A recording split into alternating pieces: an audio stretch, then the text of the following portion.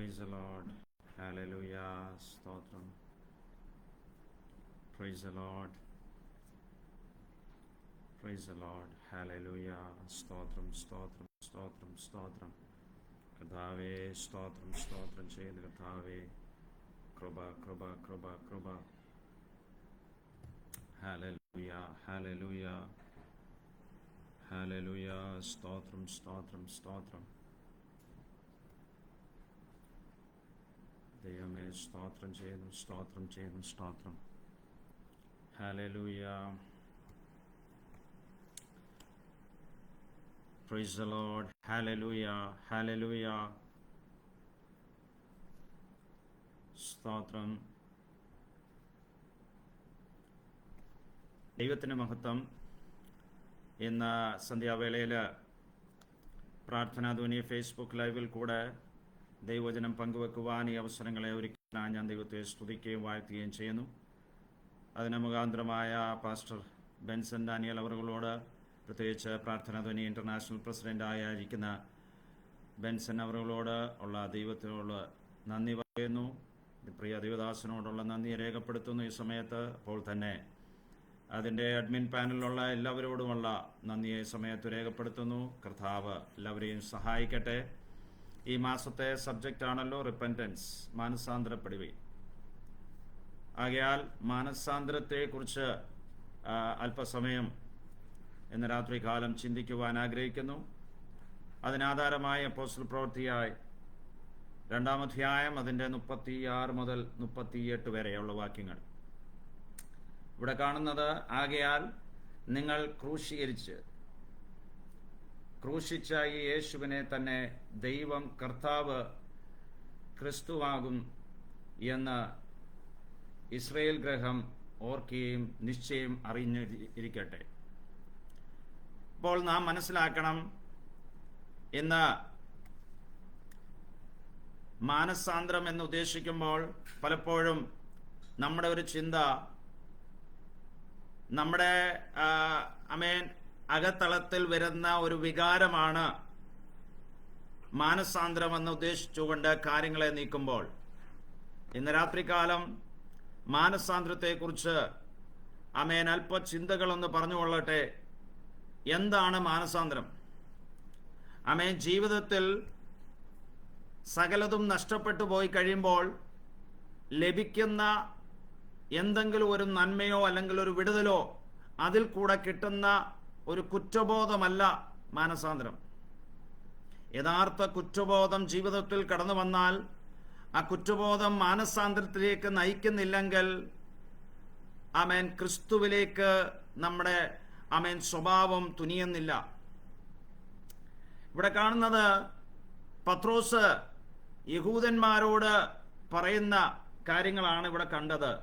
അപ്പോസ്തല പ്രവൃത്തി 2-ാം അധ്യായം അതിൻ്റെ 36 മുതൽ 38 വരെയുള്ള വാക്യങ്ങൾ ഇവിടെ കാണുവാൻ കഴിയുന്നത്. ദൈവം എന്താക്കി മാറ്റി? യേശുവിനെ ക്രിസ്തുവും കർത്താവുമാക്കി മാറ്റി. അപ്പോൾ നാം പൂർണ്ണമായിട്ടും നാം മനസ്സിലാക്കണം, ഇതിനെ ഏറ്റുകൊള്ളുവാൻ ഇവിടെ പത്രോസിനോട് ഇത് കേട്ടിട്ട് 37-38 വാക്യത്തിൽ നമുക്കവിടെ കാണുവാൻ കഴിയുന്നത്, പത്രോസ് അവരോട്, നിങ്ങൾ മാനസാന്തരപ്പെട്ട് നിങ്ങളുടെ പാപങ്ങളുടെ മോചനത്തിനായി ഓരോരുത്തൻ യേശു ക്രിസ്തുവിന്റെ നാമത്തിൽ സ്നാനമേൽപ്പി, എന്നാൽ പരിശുദ്ധാത്മാവ് എന്ന ദാനം ലഭിക്കും. ഇവിടെ കാണുവാൻ കഴിയുന്നത്, നാം ഏറ്റു പറയുന്ന അല്ലെങ്കിൽ നമുക്ക് പറ്റിയിരിക്കുന്ന പാപം, ജീവിതത്തിൽ എല്ലാ മനുഷ്യർക്കും ഈ പാപം എന്താണെന്ന് വ്യക്തമായിട്ട് ബോധ്യമില്ല. ലോകത്തിൽ ആശ്രയിക്കുന്ന അല്ലെങ്കിൽ ലോകപരമായിട്ടുള്ള ചിന്തകൾ നമ്മെ ഭരിക്കുന്നതാണ് ഏറ്റവും കൂടുതൽ പാപം. അപ്പോൾ നാം ക്രിസ്തുവിനെ വേണ്ടി ജീവിക്കുവാൻ തയ്യാറായി തീരണം. ഈ കാലഘട്ടത്തിലെ പ്രധാന വിഷയം മാനസാന്തരം ജീവിതത്തിൽ എത്തിപ്പെടുന്നില്ല. ആരോ പറഞ്ഞ് ജീവിതത്തിൽ ക്രമീകരണം ഉണ്ടാകണം എന്ന് പറഞ്ഞുകൊണ്ട് ക്രമീകരിച്ചുകൊണ്ട് രക്ഷിക്കപ്പെട്ട് സ്നാനപ്പെട്ട് ദൈവസഭയോട് ചേരുകയാണ് ഈ നാളുകൾ നമ്മൾ ചെയ്തുകൊണ്ടിരിക്കുന്നത്. എന്നാൽ യഥാർത്ഥമായിട്ടും ദൈവം നമ്മളിൽ നിന്ന് ആഗ്രഹിക്കുന്ന എന്താണെന്നറിയാമോ? നമ്മുടെ യേശു കർത്താവിനെ പൂർണ്ണമായിട്ടും കർത്താവെന്ന് സ്വീകരിക്കണം. അങ്ങനെ കർത്താവെന്ന് സ്വീകരിക്കുന്നില്ലെങ്കിൽ നമ്മുടെ ജീവിതം കൊണ്ട് വലിയ പ്രയോജനമൊന്നുമില്ല. എന്താണെന്ന് ചോദിച്ചാൽ, ദൈവം ആഗ്രഹിക്കുന്നത്, നമ്മളിൽ നിന്ന് ദൈവം ആഗ്രഹിക്കുന്ന ഒരു കാര്യമേ ഉള്ളൂ. എന്ത് ചെയ്യണം? കർത്താവിൻ്റെ ഇഷ്ടം നമ്മുടെ ജീവിതത്തിൽ കൂടെ വെളിപ്പെട്ട് വരണം. അപ്പൊ ഇതാണ് ദൈവത്തിന് ഇഷ്ടം. അതിനായി നാം സമ്മതിച്ചു കൊടുത്ത് കർത്താവിന് വേണ്ടി ഏൽപ്പിക്കുന്ന കാര്യങ്ങളാണ് യഥാർത്ഥ മനസ്സാന്തരം. എന്നിട്ട് ജീവിതത്തിൽ സമർപ്പിക്കുന്നത് മാത്രമല്ല, കർത്താവിന് വേണ്ടി സമർപ്പിച്ച് കർത്താവിന്റെ ഇഷ്ടം ചെയ്ത് ജീവിതം മുൻപോട്ട് നയിക്കണം. അപ്പോസ്തല പ്രവൃത്തി 3-ാം അധ്യായത്തിൽ കാണുവാൻ കഴിയുന്നത്, അതിന്റെ 18, 19, 20 വാക്യത്തിലൊക്കെ കാണുവാൻ കഴിയുന്നത്, ദൈവമോ തന്റെ ക്രിസ്തു കഷ്ടം അനുഭവിക്കുകയും എന്ന സകല പ്രവൃത്തികളെയും മുഖാന്തരം മുന്നറിയിച്ച് ഇങ്ങനെ നിവർത്തിച്ചു. അതുകൊണ്ട് എന്താണ് വേണ്ടത്? നിങ്ങൾ മാനസാന്തരപ്പെടണം. അപ്പൊ കർത്താവ് അവിടെ പറയുന്നത് നിങ്ങൾ മാനസാന്തരം. പത്രോസ് അവിടെ പറയുന്നത് നിങ്ങൾ എന്ത് ചെയ്യണം? നിങ്ങൾ മനം തിരിഞ്ഞ് മടങ്ങി വരണം. അപ്പോൾ ഇപ്പോൾ പോകുന്ന യാത്രയിൽ നിന്ന് എന്ത് ചെയ്യണം? തിരികെ വരണം. അപ്പോൾ ഇപ്പോൾ പോകുന്ന വഴി ശരിയല്ല എന്ന് ഉള്ള ഒരു ബോധ്യം നമുക്കുണ്ടായിരിക്കണം. അങ്ങനെ ഉണ്ടെങ്കിൽ മാത്രമേ ഒരു മടങ്ങി വരവ് നമ്മൾ തുനിയത്തുള്ളൂ. അപ്പോൾ ദൈവസന്നിധിയിൽ നമുക്ക് തുനിയുവാനുള്ളത് എന്താണ്? ദൈവത്തിന്റെ ഇഷ്ടം നിറവേറ്റുവാൻ വേണ്ടി നാം തുനിയുവാനിടയാകണം. മനസാന്തരം എന്താണെന്നുള്ളത് ആഴമായിട്ട് നമുക്കൊന്ന് മനസ്സിലാകട്ടെ. ഒന്ന്, പാപത്തിൽ നിന്ന് നമുക്ക് തിരിയണം. ഒന്നാമത്തെ കാര്യം, പാപത്തിൽ നിന്ന് നാം തിരിയണം.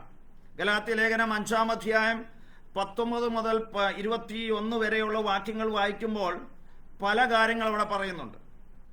ജഡത്തിന്റെ പ്രവൃത്തികളോ, ദുർനടപ്പ്, അശുദ്ധി, അങ്ങനെ ഉള്ള കാര്യങ്ങൾ പറഞ്ഞ് താഴോട്ട് വന്നിട്ട് ഇപ്രകാരം പറയുന്നു: ഈ പ്രവർത്തിക്കുന്നത് ദൈവരാജ്യം അവകാശമാക്കിയില്ല എന്ന് ഞാൻ മുമ്പേ പറഞ്ഞു പോലോ ഇപ്പോഴും നിങ്ങളോട് മുൻകൂട്ടി പറയുന്നു.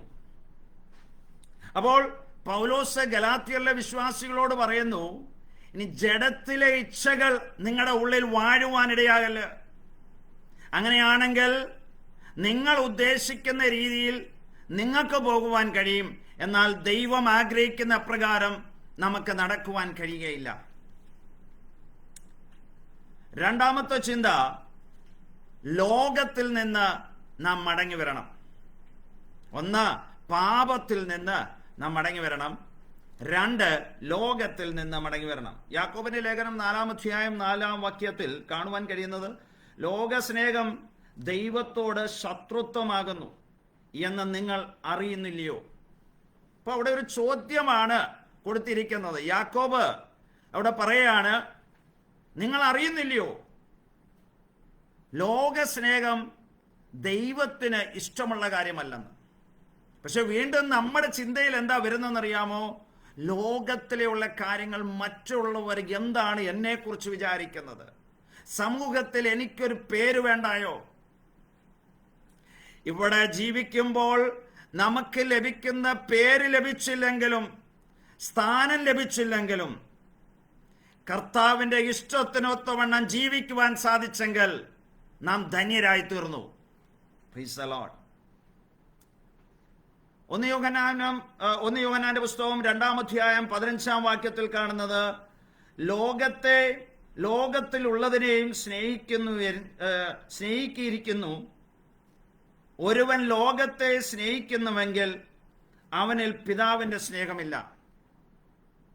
അപ്പോൾ നാം ലോകത്തെ സ്നേഹിക്കുന്നെങ്കിൽ പിതാവിന്റെ സ്നേഹമില്ല എന്ന് വ്യക്തമായിട്ടും യോഹന്നാനും പറയുന്നു. അപ്പോൾ തിരുവചനം നമ്മെ പഠിപ്പിക്കുന്ന എന്താ? 1, പാപത്തിൽ നിന്ന് മടങ്ങി വരണം. 2, ലോകത്തിൽ നിന്ന് മടങ്ങി വരണം. 3, നമ്മുടെ ഇന്നത്തെ അവസ്ഥയിൽ നിന്ന് എന്ത് ചെയ്യണം? നാം മടങ്ങി വരണം. 2 കൊരിന്ത്യർ 5:15 കാണുന്നു, ലോകത്തെയും ലോകത്തിലുള്ളതിനെയും സ്നേഹിക്കരുത്.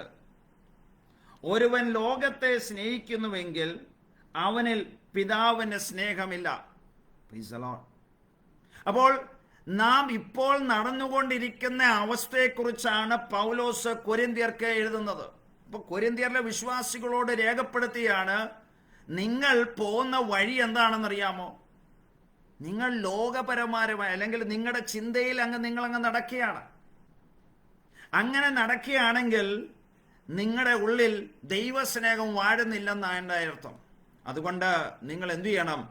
നിങ്ങളുടെ സ്വയ ചിന്തയിൽ നിന്ന്, സ്വയ പ്രവൃത്തിയിൽ നിന്ന് മടങ്ങി വരണമെന്ന് ഇവിടെ ബുദ്ധി ഉപദേശിക്കുന്നു. ലൂക്കോസിന്റെ സുവിശേഷം 14-ാം അധ്യായം 26-ാം വാക്യത്തിലും കാണുന്നത്, എന്റെ അടുക്കൽ വരികയും അപ്പനെയും അമ്മയെയും ഭാര്യയെയും മക്കളെയും സഹോദരന്മാരെയും സഹോദരികളെയും സ്വന്തം ജീവനെയും കൂടെ പകയ്ക്കുന്നരിക്ക് ചെയ്യുന്നവൻ എൻ്റെ ശിഷ്യൻ ആയിരിക്കാൻ കഴിയുകയില്ല. അപ്പം പകയ്ക്കാതിരിക്കുകയാണെങ്കിൽ നാം എന്ത് ചെയ്യുന്നില്ല? ഇവിടെ പറയുന്നത്, ലൂക്കോസിന് സുവിശേഷത്തിൽ കാണുവാൻ കഴിയുന്നത്, നാം എന്ത് ചെയ്യത്തില്ല? എൻ്റെ ശിഷ്യനാകുവാൻ കഴിയുകയില്ലെന്ന് യേശു പറയുക. അപ്പൊ നമ്മൾ എന്ത് ചെയ്യണം? നമ്മുടെ ലോകപരമായിട്ടുള്ള ചിന്തകൾ, ലോകപരമായിട്ടുള്ള ആ സ്നേഹബന്ധം, അത് ദൈവസ്നേഹത്തിൽ നിന്ന് അധികമാകുവാൻ ഇടയാകല്ല. അത് സ്വന്തം മകനായിക്കോട്ടെ, മക്കളായിക്കോട്ടെ, സഹോദരന്മാരായിക്കോട്ടെ, സഹോദരിമാരായിക്കോട്ടെ, ഇതെല്ലാം ഒരു പരിധി വേണം. അത് ദൈവസ്നേഹത്തിൽ നിന്ന് കൂടുതൽ വരുവാൻ പാടില്ല. അങ്ങനെയാണെങ്കിൽ ഒരു ശിഷ്യനായി, യേശുവിന്റെ ശിഷ്യനായിട്ട് ജീവിക്കുവാൻ കഴിയുകയില്ലെന്ന് വ്യക്തമായിട്ട് പറയുന്നു. 4-മത്തെ ചിന്ത കാണുന്നത്, സാത്താന്റെ പ്രവൃത്തിയിൽ നിന്ന് നാം എന്ത് ചെയ്യണം? തിരികെ വരണം. കൊലോസ്യ ലേഖനം 1-ാം അധ്യായം അതിന്റെ 13-ാം വാക്യത്തിൽ കാണുന്നത്, നമ്മെ ഇരുട്ടിന്റെ അന്ധകാരത്തിൽ നിന്ന് വിടുവിച്ച് തന്റെ സ്നേഹസ്വരൂപനായ പുത്രന്റെ രാജ്യത്തിൽ ആക്കി വെക്കുകയും ചെയ്ത പിതാവിന് സന്തോഷത്തോട് സ്തോത്രം ചെയ്യുന്നവരാകുന്നു എന്ന് അപേക്ഷിക്കുന്നു. ഇപ്പൊ നാം എന്താണ് ചെയ്യേണ്ടത്? നാം സ്തോത്രം ചെയ്യുവാൻ നാം ബാധ്യസ്ഥനാണ്. എവിടെ നിന്ന് മടങ്ങി വരണം? അന്ധകാരത്തിൽ നിന്ന് മടങ്ങി വരണം. അന്ധകാരം ദൈവത്തിന് ഇഷ്ടമുള്ള കാര്യമല്ല. അപ്പോൾ അതുകൊണ്ടാണ് കർത്താവ് പറയുന്നത്, വെളിച്ചത്തിൽ നടക്കണം. അപ്പൊ നാം വെളിച്ചത്തിൽ നടക്കുന്നെങ്കിൽ കർത്താവിന്റെ ഇഷ്ടം പ്രകാരം ജീവിക്കുകയാണ് ചെയ്യുന്നത്. അടുത്തതായിട്ട് കാണുവാൻ കഴിയുന്നത്, ദൈവത്തിലേക്ക് തിരിയണം. യാക്കോബിന്റെ ലേഖനത്തിലുമുണ്ട്. അപ്പോൾ തന്നെ സക്രിയയുടെ പ്രവാചന പുസ്തകവും 1-ാം അധ്യായം അതിന്റെ 3-ാം അധ്യായത്തിലും കാണുവാൻ കഴിയുന്നതും, ആകയാൽ നീ അവരോട് പറയേണ്ടത്, സൈന്യങ്ങളുടെ യഹോവ ഇപ്രകാരം അരുളി ചെയ്യുന്നു,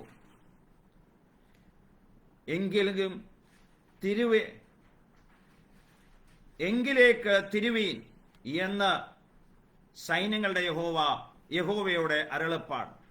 അപ്പൊ എന്ത് ചെയ്യണം? സൈന്യങ്ങളുടെ യഹോവ എന്താണ് പറയുന്നത്? നിങ്ങൾ എങ്കിലേക്ക് തിരിയണം. അപ്പോൾ ദൈവസന്നിധിയിലേക്ക് തിരിയുവാൻ ഇടയാകണം. ടേണിംഗ് ടു ഗോഡ്, ദൈവത്തിലേക്ക് തിരിയുവാൻ ഇടയാകണം. ഇതാണ് യഥാർത്ഥ മാനസാന്തരം. അവസാനമായിട്ട് കാണുവാൻ കഴിയുന്ന ഒരു ചിന്തയോടുണ്ട്. അതാണ് കാണുവന്നത്, ടേണിംഗ് ടു റൈറ്റ് ലിവിങ്. നാം ജീവിതത്തിൽ സത്യപാതയിൽ അല്ലെങ്കിൽ സത്യജീവനിലേക്ക് നയിക്കുവാനിടയാകണം. റോമാലേഖനം 6-ാം അധ്യായം അതിന്റെ 13-ാം വാക്യത്തിൽ കാണുവാൻ കഴിയുന്നത്, നിങ്ങളുടെ അവയവങ്ങളെ അനീതിയുടെ ആയുധങ്ങളായി പാപത്തിന് സമർപ്പിക്കുകയും അരുത്. അപ്പോൾ നമ്മുടെ അവയവങ്ങൾ എന്തിനു വേണ്ടി സമർപ്പിക്കല്? അനീതിയുടെ ആയുധങ്ങളായി പാപത്തിന് സമർപ്പിക്കുകയും അരുത്. നിങ്ങളെ തന്നെ മരിച്ചിട്ട് ജീവിക്കുന്നവരെയും നിങ്ങളുടെ അവയവങ്ങളെ നീതിയുടെ ആയുധങ്ങളായും ദൈവത്തിന് സമർപ്പിപ്പീൻ. അപ്പോൾ നാം എപ്രകാരം സമർപ്പിക്കണമെന്നാണ് തിരുവചനം നമ്മെ പഠിപ്പിക്കുന്നത്? ആമേൻ. നീതിയുടെ ആയുധങ്ങളായി ഉപയോഗമായി തീരണം. നമ്മുടെ കൈ, നമ്മുടെ കാല് ഒക്കെ ദൈവനാമ മഹത്വത്തിനായി തീരുവാനിടയാകട്ടെ. നമ്മുടെ നാവ്, നമ്മുടെ ചെവി, നമ്മുടെ കണ്ണ് ഒക്കെ ദൈവത്തിന് മഹത്വത്തിന് കാരണമായി തീരണം. Price the Lord. അപ്പോൾ ഇത് യഥാർത്ഥമായിട്ടും നടക്കുന്നില്ലെങ്കിൽ മാനസാന്തരത്തിന് യോഗ്യമായ ഫലം കായ്ക്കുവാൻ സാധിക്കുന്നില്ല. അപ്പോൾ ഇത് ഇല്ലെങ്കിൽ നാം എന്തു ചെയ്യുന്നില്ല? മാനസാന്തരപ്പെടുന്നില്ല. നമുക്ക് കാണുവാൻ കഴിയുന്നത്, നമുക്കറിയാം, നഷ്ടപ്പെട്ടു പോയ മകൻ. ഒരു വീട്ടിൽ 2 മക്കളുണ്ട്. അപ്പോൾ മൂത്തയാള് വീട്ടിലെ കാര്യങ്ങളെല്ലാം നന്നായി നടത്തിക്കൊണ്ട് പോകുന്നു. രണ്ടാമത്തെ ആളിനും ഒരു ബുദ്ധിമുട്ടുമില്ലാതെ വീട്ടിലെ കാര്യങ്ങൾ സന്തോഷമായിട്ട് പോകുക. പക്ഷേ അങ്ങനെ ഇരുന്നപ്പോഴാണ് തനിക്ക് തൻ്റെ കൂട്ടുകാര് പറഞ്ഞത്, നിന്റെ വീട്ടില് ഇഷ്ടം പോലെ പണമുണ്ടല്ലോ, കാര്യങ്ങളൊക്കെ ഉണ്ടല്ലോ, വളരെ ഭംഗിയായിട്ടാണല്ലോ കാര്യങ്ങൾ നടക്കുന്നത്, നീ എന്ത് ചെയ്യണം? അപ്പോൾ ഇങ്ങനെയുള്ള കൂട്ടുകാരുടെ അഭിപ്രായങ്ങൾ കേട്ടിട്ട് അതനുസരിച്ച് ചെയ്തു കൂട്ടുന്ന ഒരു മകനെ നമുക്ക് കാണുവാൻ കഴിയും. ഇന്നും നമ്മെ തെറ്റിപ്പിക്കുന്ന പല കൂട്ടുകാരെ ജീവിതത്തിൽ കടന്നു വരാം. ആ സമയത്ത് കൂട്ടുകാര് പറയുന്നതല്ല കേൾക്കേണ്ടത്. നാമും ദൈവമായിട്ടൊരു ബന്ധം പുലർത്തി ദൈവത്തിന്റെ ഹിതം എന്താണെന്നുള്ള തിരിച്ചറിവ് പ്രാപിക്കുവാനിടയാകണം. ഇവിടെ നമുക്ക് കാണുവാൻ കഴിയുന്നത് എന്താണെന്നറിയാമോ? താന് വിളിച്ചു പറയുക, പ്രൈസ് ദി ലോർഡ്, താൻ പിതാവിനോട് പറയുക, എൻ്റെ ഭാഗം ഇങ്ങ് തന്നേരെ, ഞാൻ ഇവിടെ നിന്ന് പോയിക്കൊള്ളാം. അപ്പോൾ വീട്ടിൽ ശാഠ്യങ്ങൾ ഒക്കെ ജീവിതത്തിൽ കടന്നു വരുമ്പോൾ മാതാപിതാക്കൾ കുഞ്ഞുങ്ങളെ നേർവഴിയിൽ നടത്തുവാൻ വേണ്ടി പല കാര്യങ്ങളും പറഞ്ഞ് അവതരിപ്പിക്കും. പക്ഷേ അവർക്കത് ഇഷ്ടപ്പെടാതെ വന്ന് അവര് പറയുക, ഇവിടെ മകൻ പറയുക, എൻ്റെ വീതം ഇങ്ങ് തന്നേരെ, ഞാൻ അങ്ങ് പോയിക്കൊള്ളാം. ചില ദിവസങ്ങളൊക്കെ വളരെ സന്തോഷമായിട്ട് പണമുള്ളതുകൊണ്ട് സന്തോഷമായിട്ട് ജീവിതം കഴിച്ചു. എന്നാൽ തനിക്ക് തൻ്റെ പണം നഷ്ടപ്പെട്ടപ്പോൾ സകലതും കൂട്ടുകാരുകൾ നഷ്ടപ്പെട്ടു പോയി. ഇന്നലെ വരെ സ്നേഹിച്ചു കൊണ്ടിരുന്ന കൂട്ടുകാര് ഇന്ന് ദൂരെ പോയി. ഇന്ന് അവരെ വിളിച്ചു കഴിഞ്ഞാൽ എടുക്കുന്നില്ല. തൻ്റെ ജീവിതം എങ്ങനെ ഇനി മുൻപോട്ട് പോകണമെന്ന് അറിയാതെ വണ്ണം താൻ ഭാരപ്പെട്ട് മുൻപോട്ട് യാത്ര ചെയ്യുക. അങ്ങനെ യാത്ര ചെയ്തുകൊണ്ട് മുൻപോട്ട് പോകുമ്പോഴാണ് തനിക്കൊരു കാര്യം മനസ്സിലായത്, ഇനിയും എവിടേക്ക് പോകാം? പന്നിക്കൂട്ടത്തിലേക്ക് പോകാം. അവരെ മേയ്ക്കുവാൻ കാര്യങ്ങളൊക്കെ നടത്തട്ടെ എന്ന് അവിടുത്തെ വീട്ടുകാരനോട് ചോദിച്ചുകൊണ്ടാണ് ആ വീട്ടുകാരൻ സമ്മതിച്ചു. താൻ വിചാരിച്ചത് അവിടെയെങ്കിലും ഒരു ഭക്ഷണം, ഒരു ദിവസം, ഒരു നേരത്തെങ്കിലും ആഹാരം ലഭിക്കുമെന്ന് വിചാരിച്ചുകൊണ്ട് താൻ വളരെ സന്തോഷിച്ചിട്ടാണ് അവിടെ കടന്നുപോയത്. പക്ഷെ തൻ്റെ ജീവിതത്തിൽ പരാജയങ്ങൾ മാത്രമാണ് സംഭവിച്ചത്. ഒരു നേരത്തെ ആഹാരം പോലും ലഭിക്കാതെ വണ്ണം താൻ ഭാരപ്പെട്ടപ്പോൾ ആ സമയത്ത് ലഭിച്ച കുറ്റബോധമല്ല, തനിക്കുണ്ടായ യഥാർത്ഥ മാനസാന്തരമാണ് ഇന്ന് രാത്രികാലം ചിന്തയിൽ വെക്കുവാൻ ഞാൻ ആഗ്രഹിക്കുന്നത്. തനിക്ക് ആ സമയത്ത് ഉണ്ടായ മാനസാന്തരം എന്താണെന്നറിയാമോ? താൻ പറയുകയാണ്, ഇപ്രകാരം പറയാ, ഞാൻ എൻ്റെ അപ്പനോടും സ്വർഗസ്ഥനായ ദൈവത്തോടും ഞാൻ എന്തു ചെയ്തു? പാപം ചെയ്തു. ആ യഥാർത്ഥ കുറ്റബോധമുണ്ടായിട്ട് താൻ മടങ്ങി വരുവാൻ തയ്യാറായി. പലപ്പോഴും സംഭവിക്കുന്നത് എന്താണെന്നറിയാമോ? കുറ്റബോധം വന്നിട്ട് ജീവിതത്തിൽ മടങ്ങി വരില്ല, തയ്യാറാകുന്നില്ല.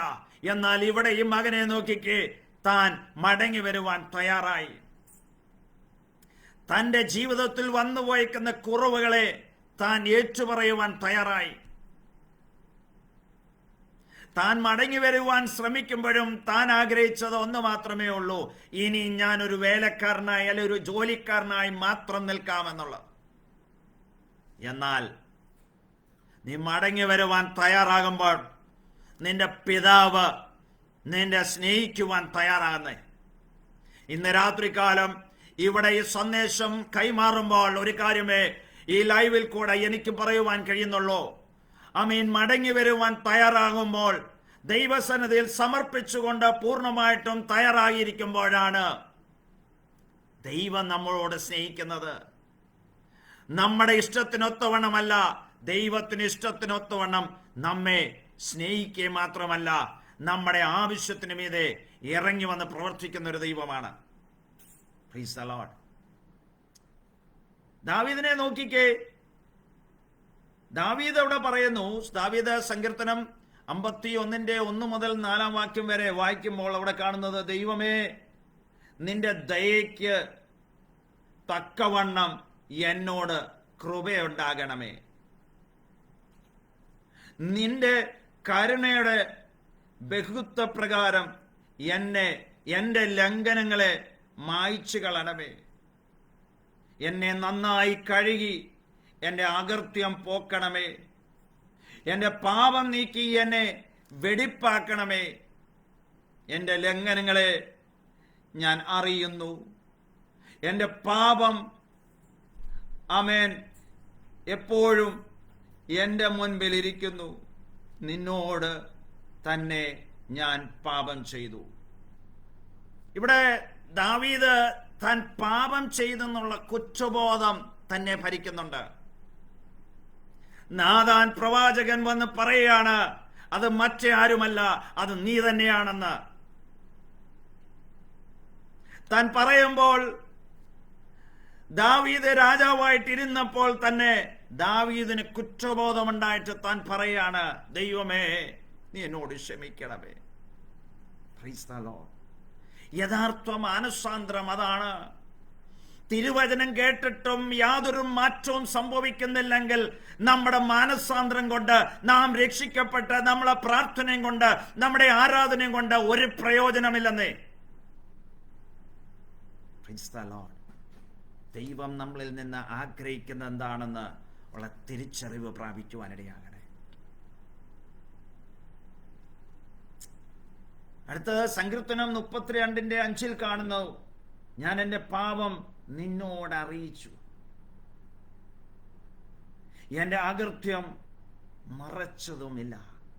അപ്പോൾ നാം അകൃത്യം മറച്ചിട്ട് ദൈവസന്നിധിയിൽ എന്തെങ്കിലും എന്റെ ജീവിതത്തിൽ കുറവുകൾ ഉണ്ടെങ്കിൽ, ദൈവമേ എന്നോട് ക്ഷമിക്കണമേ. ഞാൻ ചെയ്തു പോയ പാപം എനിക്കറിയില്ലയോ. ദൈവത്തോട് നമ്മൾ പറയാണ്: ദൈവമേ, എന്നോട് ഞാൻ എന്തെങ്കിലും എന്റെ ജീവിതത്തിൽ കുറവുകൾ വന്നിട്ടുണ്ടെങ്കിൽ ദൈവമേ എന്നോട് ക്ഷമിക്കണമേ എന്ന്. അല്ല, ഞാൻ ചെയ്ത പാപം എനിക്ക് വ്യക്തമായിട്ട് അറിയാമെങ്കിൽ ദൈവസന്നിധിയിൽ ഞാൻ ഏറ്റുപറയണം: ദൈവമേ, എന്റെ ജീവിതത്തിൽ വന്ന കുറവുകളെ എന്നോട് ക്ഷമിക്കണമേ. യഥാർത്ഥ കുറ്റബോധം ജീവിതത്തിൽ വന്ന് മാനസാന്തരത്തിലേക്ക് നയിക്കുവാൻ ഇടയാകട്ടെ. മൂന്നാമത്തെ കാര്യം അവിടെ കാണുവാൻ കഴിയുന്നത്, പാപത്തെ വെറുക്കുവാൻ ഇടയാകണം. ലോകം നമുക്കുള്ളതല്ല. താൽക്കാലികമായിട്ട് ഈ ഭൂമിയിൽ നാം ജീവിക്കുമ്പോൾ ആവശ്യമുള്ളത് നമുക്കിൽ വേണം. ആവശ്യമുള്ളത് നമുക്ക് വേണം. എന്നാൽ നാം നമ്മുടെ ജീവിതത്തിൽ ലോകത്തിലേക്ക് തിരിഞ്ഞ് ദൈവസ്നേഹത്തിൽ നിന്ന് അകന്നു മാറുമ്പോൾ പ്രൈസ് ദി ലോർഡ്, സംഭവിക്കുന്ന എന്താണെന്നറിയാമോ? ജീവിതത്തിൽ പരാജയങ്ങളാണ് സംഭവിച്ചുകൊണ്ടിരിക്കുന്നത്.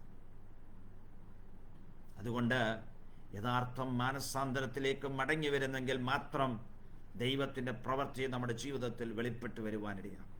അതുകൊണ്ട് ദാവീദിനെ കുറിച്ച് ദൈവത്തിന് വലിയൊരു പ്രതീക്ഷയുണ്ടായിരുന്നു. യോബിനെ കുറിച്ച് ദൈവത്തിന് വലിയൊരു പ്രതീക്ഷയുണ്ടായിരുന്നു. താൻ പാപം ചെയ്തിട്ടും താൻ ഞെളിഞ്ഞു നിൽക്കുകയല്ലായിരുന്നു.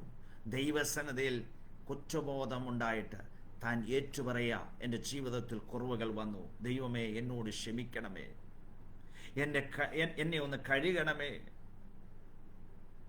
എന്നെ നന്നായി ഒന്ന് കഴുകി എൻ്റെ അകൃത്യം പോക്കണമേ.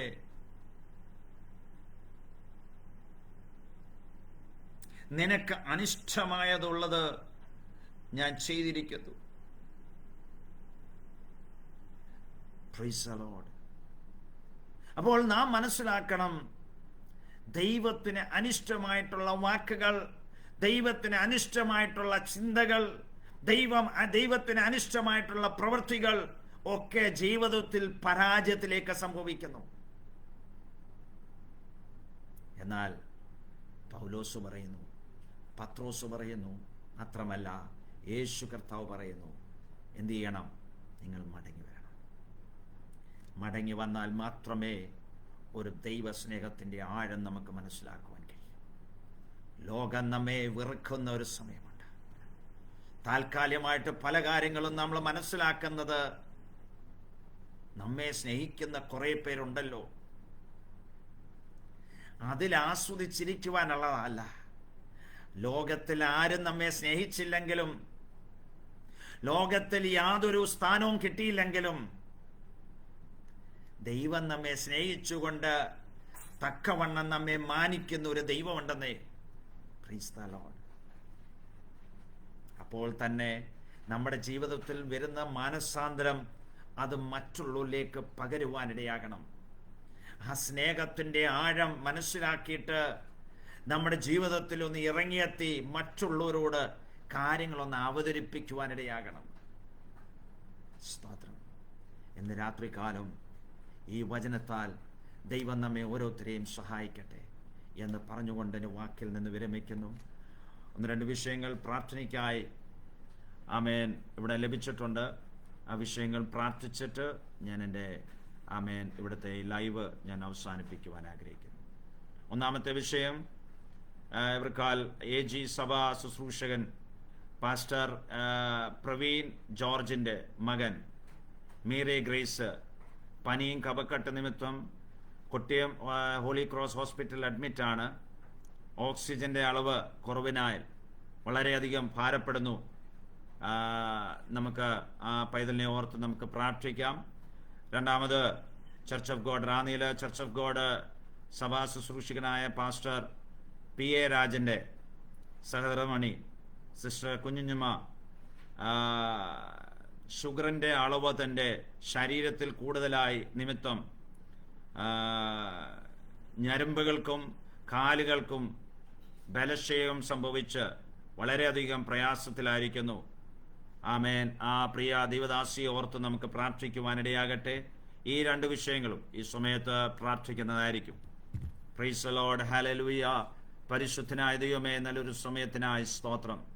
പ്രത്യേകാൽ ഈ സമയത്ത് ആമേൻ പ്രിയ ആമേൻ പ്രൈസ് ദി ലോർഡ് പ്രിയ പൈതല് മീരയ്ക്കായി, മീര ഗ്രേസിനായി പ്രാർത്ഥിക്കുന്നു. പ്രിയ ആമേൻ പൈതൽ ഹോസ്പിറ്റലിൽ അഡ്മിറ്റ് ആയിരിക്കുന്നല്ലോ. പ്രിയ ആമേൻ പൈതലിനെ പൂർണ്ണ വിടുതലിനായി ഞങ്ങൾ പ്രാർത്ഥിക്കുന്നു. കർത്താവ് അത്ഭുതം പ്രവർത്തിക്കണമേ. ആ ശരീരത്തിൻ്റെ എല്ലാ ബലഹീനതകളെ മാറ്റണമേ. എല്ലാ ശ്വാസമുട്ടലിൻ്റെ പ്രയാസങ്ങൾ മാറട്ടെ. ദൈവത്തിൻ്റെ പ്രവൃത്തി നിമിഷം തന്നെ ദൈവമേ അവിടെ ഹോസ്പിറ്റലിലേക്ക് ആമേൻ ആ റൂമിലേക്ക് ആമേൻ ആ ശരീരത്തിന് മേൽ ചലിപ്പിക്കുവാനിടയാക്കണമേ എന്ന് പ്രാർത്ഥിക്കുന്നു. കർത്താവിൻ്റെ വിടുതൽ അയച്ച് ദൈവമേ അങ്ങ് സൗഖ്യമാക്കുമാരെന്ന് പ്രാർത്ഥിക്കുന്നു. രണ്ടാമത്തെ ദൈവമേ ഹല്ലേലൂയ പ്രിയ ദൈവമേ ദൈവദാസൻ്റെ ആമേൻ ഹല്ലേലൂയ സഹധർമ്മണി പ്രിയ ദൈവമേ ദാസിക്കായ ദൈവദാസിക്കായി ഞങ്ങൾ പ്രാർത്ഥിക്കുന്നു. പ്രിയ ദൈവദാസിയുടെ ശരീരത്തിൻ്റെ ആമേൻ ഷുഗറിൻ്റെ അളവ് കൂടിയിട്ട് ശരീരത്തിൻ്റെ ബലഹീനതയുണ്ടായി ശരീരത്തിൽ വളരെയധികം പ്രയാസത്തിൽ കൂടെ കടന്നു പോകുന്നു. ശ്വാസമുട്ടലിൻ്റെ പ്രയാസങ്ങളായി ഭാരപ്പെടുന്നു. ദൈവമേ തന്നെയിട്ട് അലട്ടുന്ന അസ്വസ്ഥകൾ തൻ്റെ ശരീരത്തിൻ്റെ ആമേൻ ശരീരത്തിൻ്റെ ബലഹീനതയൊക്കെ ദൈവം അറിയുന്നല്ലോ. അങ്ങയുടെ കരസ്പർശനം തൊട്ട് സൗഖ്യമാക്കുമാരെന്ന് പ്രാർത്ഥിക്കുന്നു. അങ്ങേ തൊട്ടവരും ഒക്കെ സൗഖ്യമായെങ്കിൽ കർത്താവെ പ്രിയ ദൈവദാസിക്ക് വേണ്ടി ഈ സമയത്ത് പ്രാർത്ഥിക്കുന്നു. കർത്താവെ അങ്ങ് സൗഖ്യമാക്കുമാരെന്ന് പ്രാർത്ഥിക്കും. ദൈവിക വിടുതൽ വെളിപ്പെടുവാനിടയാക്കണം. ദൈവനാമ മഹത്വത്തിനായി തീരുവാനിടയാക്കണമേ. ആമേൻ. ഈ രണ്ട് വിഷയത്തിനു വേണ്ടി സ്വർഗം അത്ഭുതം പ്രവർത്തിച്ചിരിക്കുക. സ്തോത്രം ചെയ്യുന്നു. സകലമാനവും മഹത്വം അങ്ങേക്ക് അർപ്പിക്കുന്നു. യേശു ക്രിസ്തുവിൻ്റെ നാമത്തിൽ തന്നെ ആമേൻ. നൽകി തന്ന ഈ സമയത്തിനായി ഒരു പ്രാവശ്യമോട് പ്രിയ ദൈവദാസനോടുള്ള നന്ദിയെ രേഖപ്പെടുത്തിക്കൊണ്ട് എൻ്റെ വാക്കിൽ നിന്ന് വിരമിക്കുന്നു. ദൈവം സഹായിക്കും. Thank you.